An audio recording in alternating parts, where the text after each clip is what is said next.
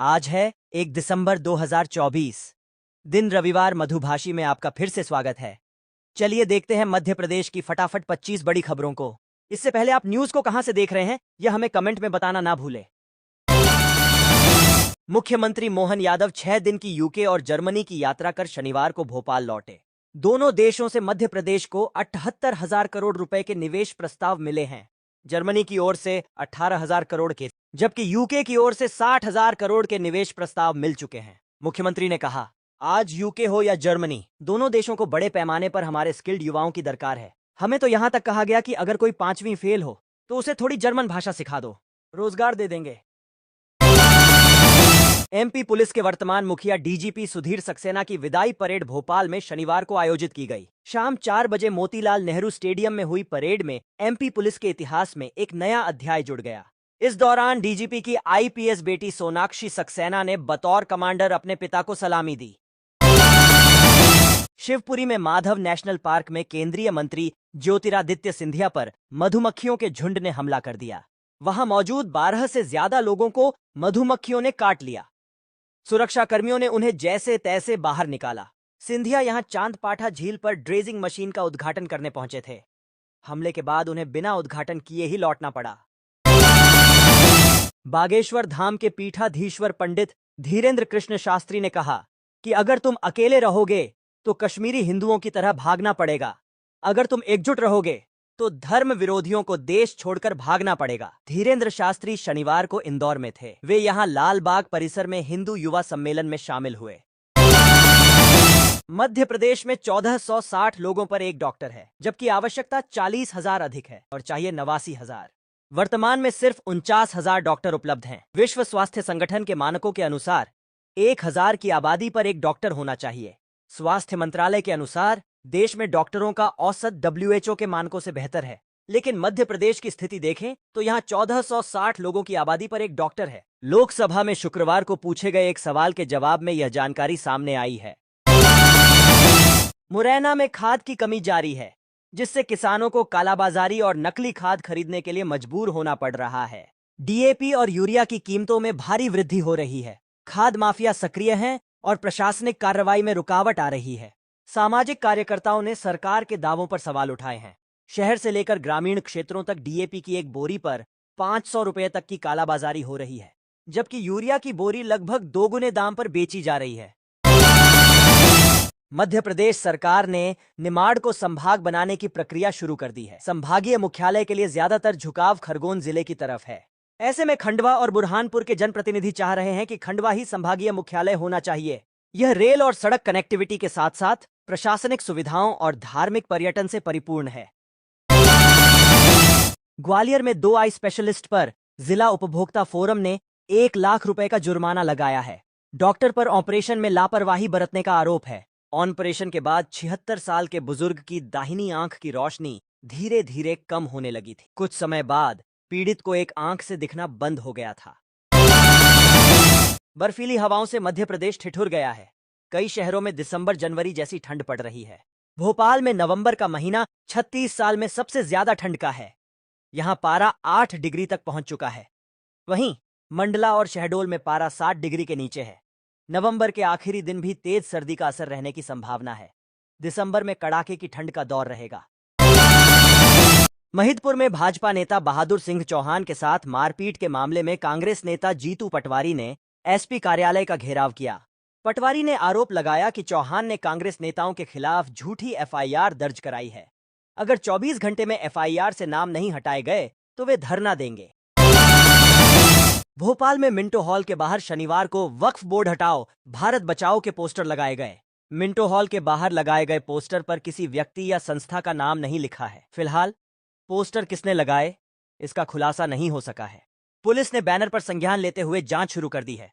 आसपास लगे CCTV कैमरों के फुटेज को खंगाला जा रहा है। मध्य प्रदेश के नए पुलिस महानिदेशक DGP कैलाश मकवाना तीसरे इंजीनियर DGP होंगे, जिनका नाम सुधीर कुमार सक्सेना और विवेक जौहरी के बाद आता है। सुधीर सक्सेना शनिवार 30 नवंबर को सेवानिवृत्त हुए और कैलाश मकवाना ने उनकी जगह ली। मकवाना ने मैनेट से BE और IIT से MTech किया है। DGP बनने के बाद स्पेशल डीजी पंकज श्रीवास्तव को पदोन्नत किया जाएगा। मुख्यमंत्री मोहन यादव ने कहा कि प्रदेश में पर्याप्त मात्रा में उर्वरक उपलब्ध हैं। जिन स्थानों से वितरण संबंधी शिकायतें प्राप्त हो रही हैं, वहां दोषियों के विरुद्ध सख्त कार्रवाई की जाए। वितरण केंद्रों की संख्या बढ़ाना आवश्यक है। उन स्थानों पर अविलंब ऐसे प्रबंध किए जाएं, किसानों को कोदो कुटकी के उत्पादन के लिए भी प्रोत्साहित किया जाए। मध्य प्रदेश के उज्जैन स्थित विश्व प्रसिद्ध ज्योतिर्लिंग महाकालेश्वर मंदिर में लगातार सुविधाएं बढ़ाई जा रही हैं। ताजा खबर यह है कि मंदिर प्रशासन ने प्रसाद वितरण के लिए एटीएम जैसी मशीन बनवाई है, जो अब तैयार है। इससे भक्तों के लिए किसी भी समय प्रसाद लेना आसान होगा। मध्य प्रदेश के नवीन और नवकरणीय ऊर्जा मंत्री राकेश शुक्ला के ग्वालियर स्थित सरकारी आवास में देर रात अचानक आग लग गई। आग लगने से वहां हड़कंप मच गया।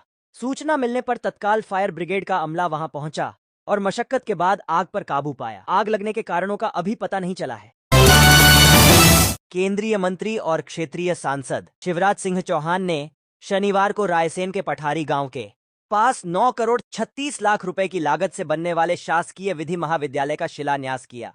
इस अवसर पर उन्होंने कहा कि रायसेन जिले के विकास में कोई कमी नहीं रहेगी। रायसेन जिले को आदर्श जिला बनाना है। यहाँ विधि महाविद्यालय बनने से वकील बनकर निकलेंगे, और केवल वकील ही नहीं बल्कि जल्द ही डॉक्टर भी बनकर निकलेंगे। शीघ्र ही यहाँ मेडिकल कॉलेज स्थापित किया जाएगा। वेटनरी कॉलेज भी बनाया जाएगा। इसके अलावा 100 करोड़ रुपए की लागत से खेल एवं युवा कल्याण विभाग के अंतर्गत अखिल भारतीय स्तर का संस्थान भी स्थापित किया जाएगा। मध्य रेलवे के जबलपुर मंडल में पथरिया रेलवे स्टेशन पर तीसरी लाइन कनेक्टिविटी का काम चल रहा है, जिसके चलते भोपाल रेल मंडल की 6 ट्रेनों को रेलवे ने 1 से 7 दिसंबर तक निरस्त करने का निर्णय लिया है। भोपाल मेट्रो के ऑरेंज लाइन का दूसरा फेज सुभाषनगर से करौंद के बीच 8 किलोमीटर लंबा रूट है। इसी रूट पर 108 आरा मशीनें और ईरानी डेरा का अतिक्रमण है।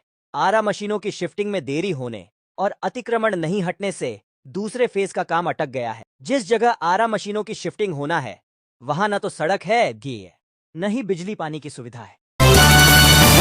मोहन सरकार द्वारा लगातार लोगों की सुविधाओं को देखते हुए शासकीय योजनाएं चलाई जा रही हैं। इनमें से एक मुख्यमंत्री तीर्थ दर्शन योजना भी है। इसके तहत कुल 359 यात्री वाराणसी और अयोध्या के लिए रवाना हुए हैं, जिनमें 60 वर्ष से अधिक उम्र के तीर्थ यात्री शामिल हैं। यह सभी अमरपाटन से, रामनगर क्षेत्र और सतना जिले के हैं। केंद्र सरकार द्वारा प्रधानमंत्री जनजातीय आदिवासी न्याय महाअभियान पीएम जन मन के तहत प्रदेश की 3 विशेष पिछड़ी जनजातीय समूहों पीवीटीजी के सभी चिन्हित एवं पात्र परिवारों के पक्के घर तैयार किए जा रहे हैं। सबको पक्का घर देने के लक्ष्य के लिए प्रदेश के 24 जिलों में करीब 1,85,314 पीवीटीजी परिवारों का सर्वेक्षण किया गया है। विश्व एड्स दिवस की पूर्व संध्या पर स्वास्थ्य विभाग जिला भोपाल द्वारा 30 नवंबर को एड्स जागरूकता हेतु कैंडल मार्च निकाला गया। जिला जयप्रकाश चिकित्सालय से प्रारंभ कैंडल मार्च का समापन उप मुख्यमंत्री राजेंद्र शुक्ल के आवास पर हुआ। रैली में एचआईवी संक्रमण के कारणों एवं बचाव के संबंध में जानकारी दी गई। रेलवे भर्ती बोर्ड ने रेलवे भर्ती का नोटिफिकेशन जारी किया है। आवेदन प्रक्रिया फिलहाल जारी है। उम्मीदवार 27 दिसंबर 2024 तक ऑनलाइन फॉर्म भर सकते हैं। रिक्त पदों की संख्या कुल 1785 है। Painter, fitter, Turner, electrician, welder, machinist, mechanic समेत विभिन्न पदों पर नियुक्ति की जाएगी। भोपाल में 36वां डाक राष्ट्रीय हॉकी टूर्नामेंट 2 दिसंबर से शुरू होगा। 6 दिसंबर तक चलने वाले इस टूर्नामेंट में मध्य प्रदेश, महाराष्ट्र समेत 6 राज्यों के खिलाड़ी शामिल होंगे। यह टूर्नामेंट डाक विभाग द्वारा आयोजित किया जा रहा है।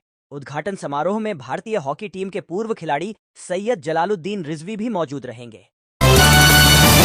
महिला एवं बाल विकास मंत्री निर्मला भूरिया ने बताया कि प्रदेश में 7 नए वन स्टॉप सेंटर जल्द खोले जाएंगे। केंद्रीय महिला एवं बाल विकास मंत्रालय द्वारा इसके लिए स्वीकृति प्रदान की गई है। उन्होंने बताया कि वन स्टॉप सेंटर झाबुआ जिले के पेटलाबाद, इंदौर के रसूलिया, धार के पीथमपुर और मनावर सहित नए जिले पांढुर्ना, मूगंज और महर में खोले जाएंगे। कर्मचारी चयन आयोग ने junior Hindi translator SSC GST paper 1 परीक्षा शहर सूची पत्र जारी कर दिया है। उम्मीदवार आधिकारिक वेबसाइट पर जाकर शहर सूची पत्र डाउनलोड कर सकते हैं। शहर सूची पत्र में उन शहरों के नाम शामिल हैं जहां परीक्षा आयोजित होगी ताकि उम्मीदवार पहले से परीक्षा केंद्र पहुंचने की योजना बना सकें।